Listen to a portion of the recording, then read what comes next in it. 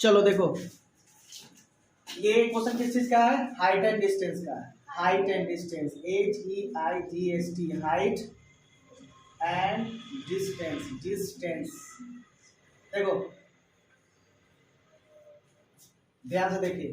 तो इस क्वेश्चन को सॉल्व करने से पहले एक इंपॉर्टेंट सूचना। कौन सी सूचना? इंपॉर्टेंट सूचना। दिखाई दे रहा है ना? एकदम क्लियर। चलो, तो इंपॉर्टेंट सूचना ये है, मैं फिर से बता दे रहा हूँ कि अब ऑब्जेक्टिव के लिए आपको कोई टेंशन नहीं लेना। अब ऑब्जेक्टिव जो है आपको मिलेंगे ही 100 को, कोई दिक्कत नहीं है। लेकिन अब 100 में 50 को कहीं से भी बना सकते हैं। अगर मान लीजिए कि हमको 1 आता है, 1 नंबर बना दिए, 2 नंबर बना दिए। अब आपको 2 के बाद 3, 4, 5, 6, 7, 8, 9, 10 नहीं आ रहा है, हमको आ रहा है 13 नंबर। नो डाउट 13 नंबर बनाना है। फिर 13 के बाद देखिए, अगर 50 नंबर हमको आ गया है तो 50 नंबर सॉल्व करेंगे। 50 का अगर आपको आ गया 80 नंबर तो 80 नंबर सॉल्व करेंगे। लेकिन ध्यान रहे बनाना कितना है? 50 वही। लेकिन वो 50 कहीं से भी आप बना सकते हैं। ठीक है, चलिए अब विषय वस्तु पर चलते हैं। हमारे पास क्वेश्चन क्या कर रहा है कि नदी को पार करने के लिए एक सीधे पुल के अनुदिश, अनुदिश का मतलब होता है इधर से गया उधर से रिटर्निंग होना। ठीक है, तो अनुदिश एक किनारे से दूर किनारे तक, एक किनारे से दूर दूसरे किनारे तक, यानी ये पहला किनारा और ये दूसरा किनारा। दूसरे किनारे की दूरी जो है, यानी यहाँ से ये पहला किनारा हो गया और ये दूसरा किनारा। तो ये किनारा का नाम चाहे तो आप धर सकते हैं A, दूसरा का नाम धर सकते हैं B, यानी AB, और इसको चाहे तो C पकड़ सकते हैं। तो ये पहला किनारा और ये दूसरा किनारा। तो पहले किनारे और दूसरे किनारों के बीच की जो दूरी है वो 325 मीटर है। ठीक है, क्लियर है? चलो आगे देखो। अब कह रहा है कि यदि नदी के किनारे के साथ पुल जो है वो 30 डिग्री का कोण बनाती है। तो देखो ध्यान से, ये थोड़ा सा गजबजुगा हो जाएगा। यानी ये नदी, ये देखो ये नदी हो गई ये वाला, ठीक है, और इसका किनारा ये हो गया, ये पहला किनारा और ये दूसरा किनारा। तो ये किनारा जो है नदी का जो दूसरा छोर B बिंदु से ये किनारे का जो बीच का जो कोण है कितना डिग्री का बनना है? 30 डिग्री का बनना है। तो यही हमको निकालना है कि नदी का चौड़ाई कितना होगा, यानी ये वाला चौड़ाई। अगर ये चौड़ाई पता चल जाएगा तो आराम से पता चलेगा कि दूरी कितना है। तो सबसे पहले जो निकालना है, कभी क्वेश्चन में दिया हुआ है नदी की चौड़ाई। तो ध्यान है, जिसको निकालना है हम उसी को मानेंगे। तो ये क्या निकालेंगे? माना कि किसकी चौड़ाई? नदी की चौड़ाई। नदी की चौड़ाई। आप इच्छा अनुरूप है, आप जो चीज मानना चाहे आप मान सकते हैं। लेकिन ध्यान रहे, नदी की चौड़ाई हमेशा मीटर में ही होगा। दूरी हमेशा कहाँ होता है? मीटर में ही मापा जाता है। और आटा कथी में नापा जाता है? किलो में। तेल को कथी में नापेंगे? लीटर में, किलो में नहीं। मार देंगे, हाँ लीटर फीटर। देखो यहाँ पर अब क्या है, नदी की किनारे की चौड़ाई कितना माने हम लोग? x। और पुल जो है यहाँ के, देखो ध्यान से, यहाँ एक किनारे से दूसरे किनारे की दूरी कितना है? 325 मीटर है। तो आप लिख सकते हैं ध्यान से, तथा किनारे की लंबाई, किनारे की लंबाई, किनारे की लंबाई आप लिख सकते हो 325 मीटर। अब जरा ध्यान से देख लीजिएगा। अब इस चीजों को यहाँ से काट के उठा लेते हैं। तो उठाएंगे तो बनेगा किस टाइप का? इस टाइप का बनेगा। ये चीजों को काट लिए, उठा के यहाँ ला दिए। तो जरा ध्यान से देखेंगे, हमको यही वाला दिया हुआ 30 डिग्री। अच्छा, ये कितना डिग्री दिया हुआ है? 325। कितना दिया हुआ है? 325। अच्छा, इसका लंब चौड़ाई कितना माने है? ये हो गया B, ये हो गया A, ये हो गया C। कोई दिक्कत बा? ये कितना डिग्री? 90 डिग्री है। अब जरा ध्यान से देख लो, आप लोगों को रेफरेंस एंगल निकालने के लिए हम बताए होंगे। कैसे रेफरेंस एंगल निकलता है, जरा उसको उसके लिए थोड़ा सा समय दे दो। यहाँ पर मान लो कि हमारे पास कुछ इस तरह का एक राइट एंगल है, यानी एक समकोण त्रिभुज है। अगर इस समकोण त्रिभुज में कितना डिग्री होता है? 90 डिग्री। अगर ये वाला एंगल A है और ये वाला एंगल B है और ये वाला एंगल C है, अगर हम कोण B को लेकर चलते हैं कि कोण B 90 डिग्री है, तो 90 डिग्री के लिए आपके पास ठीक इसके सामने वाला जो भुजा होता है वो कर्ण। और ध्यान रहे हमेशा कि किसी भी समकोण त्रिभुज में कर्ण कभी भी नहीं बदलता है।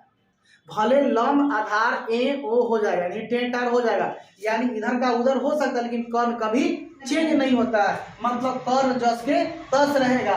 तो ये कर्ण है और ये क्या हो जाएगा? और ये क्या हो जाएगा? लंब। अब जरा ध्यान से देख लो, जब हमारे पास कोण B 90 डिग्री था, उस स्थिति में हमारे पास कर्ण ये हो गया, आधार ये हो गया और लंब ये हो गया। तो हम लोग जानते हैं सर कि कर्ण को A से रिप्रेजेंट करते हैं और आधार को B से और लंब को। कोई दिक्कत बा नहीं थी। अब चलो इसी तरह से दूसरा एक रेफरेंस एंगल ले लेते हैं। अब मान लो कि हमारे पास कंडीशन है कि पहला कंडीशन था कि कोण बी हो, तो उस स्थिति में लंब कर्ण कोण हो जाएगा। अब हम मानते हैं कि हमारे पास ये ए वाला जो रेफरेंस एंगल इसको निकालना है, ए बी सी, और ये 90 डिग्री है, उससे कोई फर्क नहीं पड़ता है। हमको अब इस एंगल को निकालना था। ध्यान रहे, जिस एंगल को निकालेंगे ठीक उसके सामने वाला जो लंबाई साइड होता है, भुजा जो होता है, वो हमारा हो जाता है। आई बात समझ में? जिस एंगल को निकालना है उसके ठीक सामने वाला भुजा क्या होता है? लंब। क्या होता है? लंब, यानी पी। क्या जाता है? पी। और ठीक इसके सामने वाला हो जाता है आधार। और कर्ण कभी चेंज नहीं होता है। बात समझ में आया? मतलब अगर हमको ए का रेफरेंस एंगल निकालना है, यानी ए निकालना, तो इसके ठीक सामने वाला लंब हो जाएगा, और ये आधार और ये कर्ण। क्या होगा? क्या होगा यदि हमको इस टाइप का एंगल रहेगा? देखो ये चित्र हम आपको समझ में आया, इसलिए चित्र इसको एक कर लेते हैं, ये चित्र 2 हो जाएगा और ये चित्र 3 हो जाएगा। आप समझ लेंगे, सेम प्रोसेस वही रहेगा। अब तो हमने आपको बताया कि पहले बी होगा, उसके लिए लंब आधार कर्ण कोण होगा, फिर ए निकालना हो तो इसके लिए लंब आधार कोण होगा, बता दिए। अब क्या होगा जब हमारे पास इसका रेफरेंस एंगल निकालना हो, तो ये तो ये है होगा, क्या है?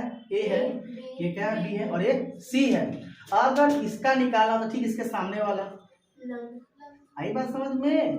और ये क्या? और ये क्या? कौन कोई चेंज होता है? अच्छा बच्चा है, चलो तो कोई दिक्कत नहीं। तो चलो अब बताओ तो किसका थू ने जैसे मिल रहा है? इसका मिल रहा है कि इसका मिल रहा है कि इसका मिल रहा है? किधर वाला? इस वाला नहीं मिलेगा। क्यों नहीं मिलेगा बउआ? ये देखो, ये एंगल निकालना है हमको, इसका तो तुम देखो यही दोनों सट गया है, तो इसका सटा हुआ है कि ना? इसका ही सटा हुआ है, इसका ही सटा हुआ है, और इसका ही सटा, यानी चित्र नंबर कितना काम करेगा? 3 नंबर। तो चित्र 3 नंबर में आपको अच्छी तरह से मालूम चले कि लंब कोण है, कर्ण कोण है और आधार कोण है। तो यही चीज हम आपको समझाना चाहते थे कि जिस एंगल को निकालना, देखो अगर सपोज कि हमको ये ऊपर वाला निकालना रहता और इसको मिटा देते 30 डिग्री रहता, तो इसके लिए कौन सा चित्र का काम करता? 2 नंबर, क्योंकि ऊपर वाला ये हो जाएगा। अगर हमको ये काम करना है, इसको मिटा देंगे, इसको वाला काम करना है, तो ये वाला काम, तो इसके लिए ये वाला काम करेगा। इस कंडीशन लंब तो जस के तस रहता है नहीं? अब चलो बनाना क्या है, इतना तो समझ में आ गया। चलिए, हाँ देखते, इतना समझाने के लिए इतना करना पड़ता है, नहीं समझोगे तो फिर कहोगे सर समझे नहीं है। चलिए, तो अब हम लोग किसने लेंगे? त्रिभुज ए बी सी में। तो त्रिभुज ए बी सी में अब देखो हमको ये वाला दिया हुआ है, तो फिर एक बार छाट के तो निकाल लेते हैं इधर, इसी चीज को छाट के इधर निकालते हैं। ये दिया हुआ है, ये क्या है? ए बी, और ये क्या है? तो ये दिया हुआ है, और ये तो हमने माना है, 3 दिया हुआ है, और ये वाला भी दिया हुआ है। तो देने कौन कौन है इसमें? ए बी दिया हुआ है, यानी कर्ण दिया हुआ, लंब निकालना था तो लंब को मान लिए हैं, यानी ये और ये। तो कर्ण बटा लंब किसका प्रतीक होता है? साइन का होता है। साइन कितना नहीं निकाला है? बस हो गया, इसलिए साइन थीटा। साइन थीटा यानी लंब बटा कर्ण, तो लंब क्या है? BC, और कर्ण क्या है? AB या B। कोई दिक्कत? और साइन, और हमारे पास एंगल दिया कितना?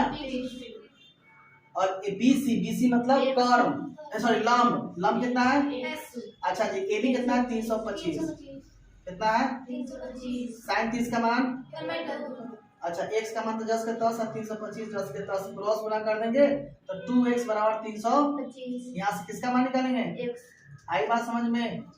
दादन 16 दूना 32, 16 ना सॉरी 162.5 होना होगा रे बउआ।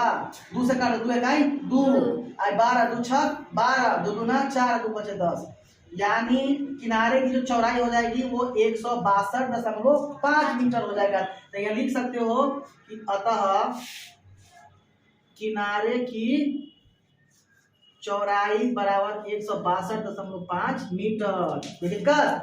चलिए जी सर, हो गया।